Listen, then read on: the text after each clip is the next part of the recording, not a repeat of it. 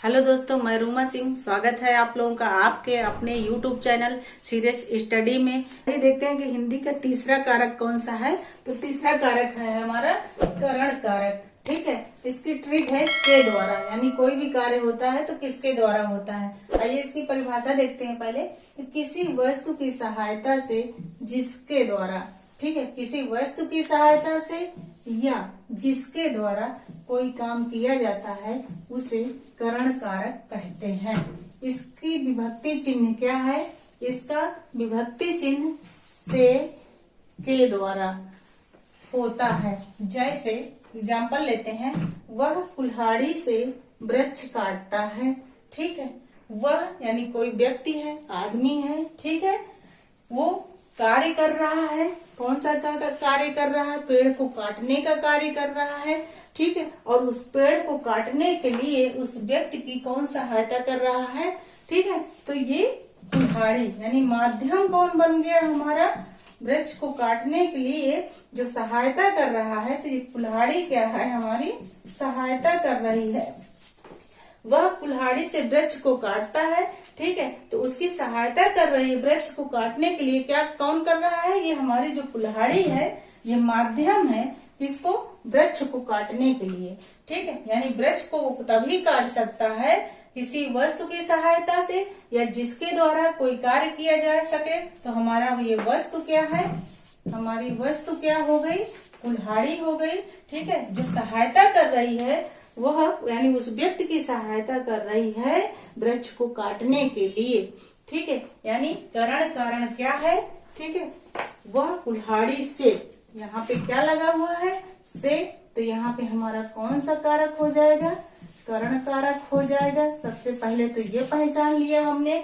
ठीक है, वह कुल्हाड़ी से वृक्ष को काटता है और उसको वृक्ष को काटने के लिए उसकी कोई वस्तु है जो उसकी मदद कर रही है। कौन सी मदद कर रही है वस्तु? वो कुल्हाड़ी है जो माध्यम है, उसकी सहायता कर रही है वृक्ष को काटने के लिए। तो सबसे पहले तो हमें ये ध्यान रखना है कि करण कारण की विभक्ति चिन्ह क्या है। करण कारण की विभक्ति चिन्ह आपकी से है। ठीक है, से और के द्वारा। ठीक है, ये दो चीज हैं। अगर वाक्य में आपका से लगा हुआ है, ठीक है, और वाक्य का आपका संबंध पूरा बन रहा है कि वह कुल्हाड़ी से वृक्ष को काटता है, तो झट से आप पहचान जाएंगे, ठीक है, कि उसकी काम के लिए वो मदद कर रहा है, सहायता कर रहा है। तो आप तुरंत पहचान जाएंगे कि यहाँ पर हमारा करण कारक होगा। करण कारण के कुछ उदाहरण लेते हैं। इसमें एक ट्रिक है, ये भी बहुत आसान ट्रिक है कि इसमें आप लोग याद रखिए हमेशा कि हम साथ साथ हैं। यानी कोई भी वाक्य है उसमें जो दो चीजों का संबंध है वो साथ साथ ही रहता है, यानी वो एक दूसरे से चिपका हुआ है, अलग बिल्कुल भी नहीं है।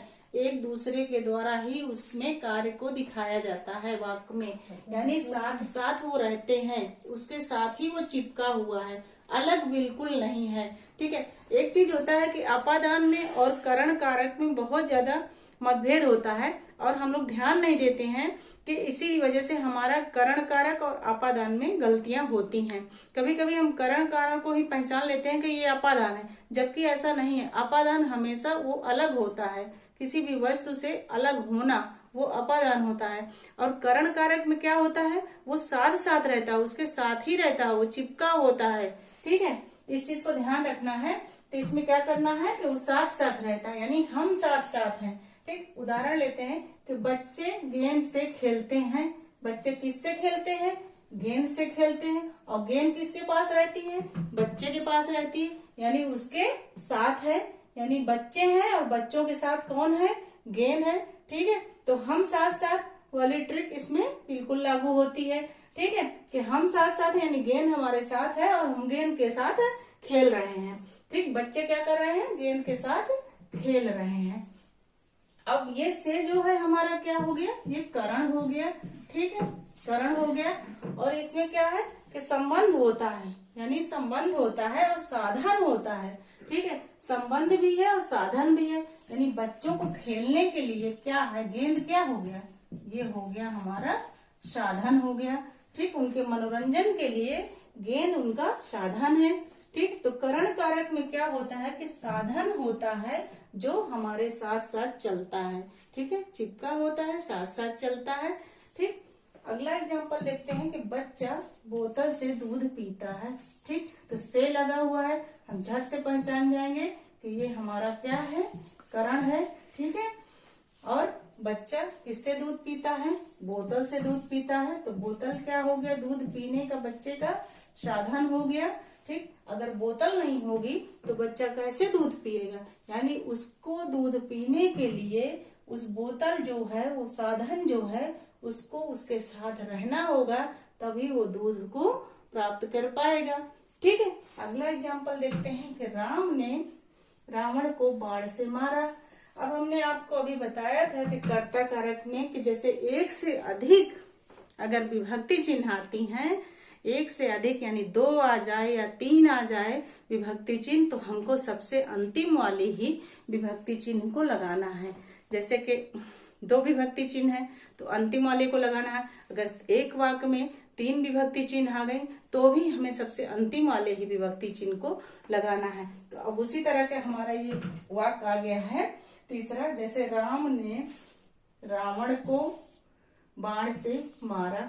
ठीक है, तो अब इस वाक्य में कितनी विभक्ति चिन्ह आ रही हैं, आप लोग देख रहे हैं कि पहली हमारी हो गई, ये क्या हो गया, कर्ता हो गया, दूसरा हमारा क्या हो गया, कर्म हो गया, और तीसरा हमारे विभक्ति चिन्ह क्या हो गई, करण हो गई। ठीक है, तो हमने आपको इसके पहले अभी एक ट्रिक बताई थी कि जब भी 2 या 2 से अधिक विभक्ति चिन्ह आती हैं, या 4 आए या 3 आए या 2 आए, तो हमको सब पहले को काट देना है, दूसरे को काट देना है, और सबसे अंतिम वाली विभक्ति को टिक करना है, और यही हमारा सही होगा। ठीक है, तो राम ने रावण को बाण से मारा। ठीक है, अब राम है, रावण को मारने के लिए उन्होंने किस चीज के साधन का इस्तेमाल किया, तो बाण हमारा क्या हो गया, ये हमारा हो गया साधन।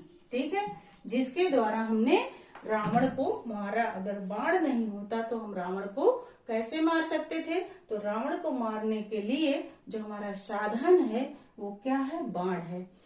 अगला उदाहरण लेते हैं, गीता दोनों हाथों से विकलांग है। ठीक है, गीता दोनों हाथों से विकलांग है, तो यहाँ से लगा हुआ है, झट से हम पहचान जाएंगे कि हमारा करण कारक है। अगला एग्जाम्पल देखते हैं, 5वां, सोहन नाना जी के साथ गांव जाएंगे। ठीक है, सोहन जो है वो नाना जी के साथ गांव जाएंगे, यानी हम नाना जी को छोड़ने वाले नहीं है, नाना जी के साथ साथ ही कहाँ जाएंगे, नाना जी के गांव जाएंगे, यानी हम साथ साथ ही चलेंगे, जहां आप जाएंगे वहां हम आपके साथ ही चलेंगे। तो आप लोगों को तीसरा जो भेद है कारक का ये समझ में आ गया होगा कि करण कारक क्या है। चौथा कारक है हमारा, चौथा कारक कौन सा है, संप्रदान कारक है, जिसका अर्थ होता है देना, और इसका चिन्ह होता है के लिए। ठीक है, जो कि आपको सबसे पहले पहचानना है। चिन्ह है के लिए, अर्थ होता है इसका देना, यानी किसी भी चीज को देना, दान करना। ठीक है, ट्रिक है इसकी बहुत ही आसान, यानी दान देना, इसको पहचानना है आपको कि दान देना। संप्रदान कारक यानी किसी भी वाक्य में अगर देने की बात आती है, ठीक है, तो वहां पे झट से आपको पहचान लेना है कि ये हमारा संप्रदान कारक होगा।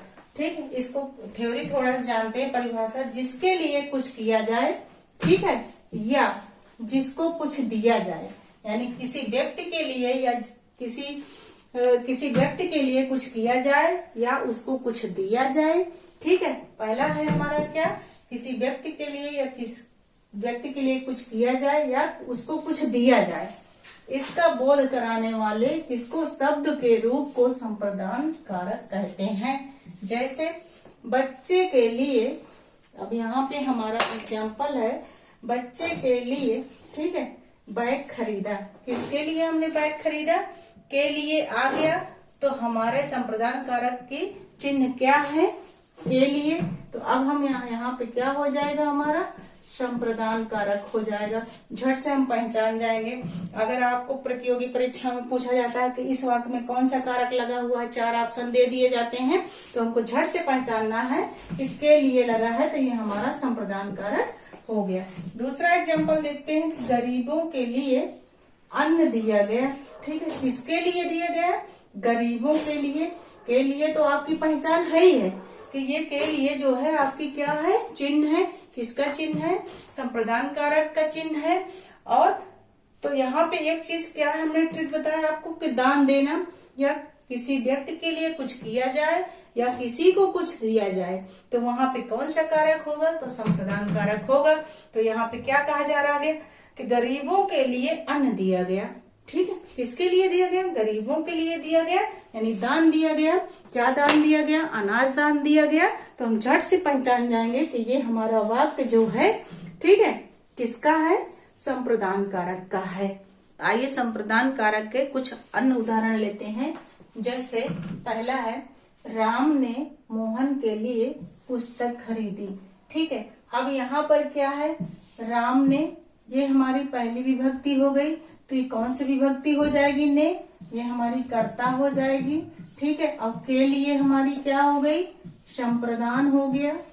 ठीक है, तो हमने अभी आपको बताया था कि जहां पे एक से अधिक विभक्तियां आती हैं, किसी भी वाक्य में एक से अधिक विभक्ति अगर आ रही है तो सबसे पहले हमको देखना है कि दो विभक्ति हैं, तो लास्ट वाली विभक्ति हमारी कौन सी है, तो लास्ट वाली विभक्ति हमारी के लिए है। ठीक है, तो इसको हम टिक करेंगे और जो पहली विभक्ति है उसको हम क्रॉस करेंगे, यानी हम सही वाला ऑप्शन उसको लेंगे जो वाक्य में हमारे सबसे अंतिम में है। तो अंतिम विभक्ति हमारी संप्रदान विभक्ति है और इसको हम सही करेंगे। तो अगर हमने राम ने मोहन के लिए पुस्तक खरीदी, अब किसके लिए खरीदी, अभी हमने बताया कि किसी व्यक्ति के लिए कुछ किया जाए या किसी को कुछ दिया जाए। संप्रदान में क्या कहा गया कि किसी के लिए कुछ किया जाए या किसी व्यक्ति को कुछ दिया जाए। तो यहाँ पर क्या है कि राम ने मोहन के लिए पुस्तक खरीदी, यानी राम जो है वो मोहन के लिए पुस्तक खरीदी, यानी उसके लिए कुछ खरीदा।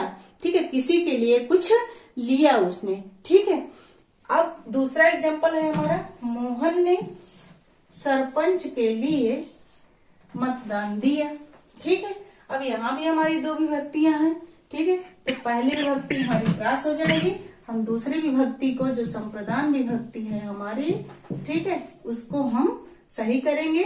ठीक है, सबसे पहले पहचान है हमारी कि यहाँ पे हमारा संप्रदान कारक है इस वाक्य में। ठीक है, और इस वाक्य का पूरा सेंटेंस हमको देखना है कि इस वाक्य में क्या अर्थ निकल रहा है।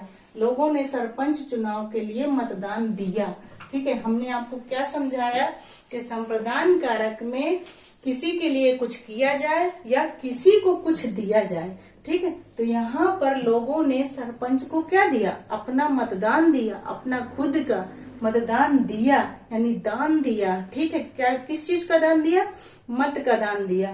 ठीक है, तो तुरंत हमारा यहाँ निकल के आ जाएगा कि ये हमारा पूरा वाक्य संप्रदान कारक का है। अगला एग्जाम्पल देखते हैं कि मोहन फल खरीदने बाजार गया। अब इसको पहचानते हैं कि ये कैसे हम समझेंगे कि ये हमारा वाक्य संप्रदान कारक का है। तो सबसे पहले हम देखते हैं कि मोहन फल खरीदने बाजार गया। अब यहाँ पर विभक्तियों का लोप है। हमने आपको इसके पहले भी बताया था कि कहीं कहीं पे विभक्तियां का लोप हो जाता है वाक्य में, और वहां पर हमको दिक्कत होती है, परेशानी होती है कि हम नहीं पहचान पाते हैं कि इसमें कौन सी विभक्ति आ रही है और कौन सा हमारा कारक लगा हुआ है।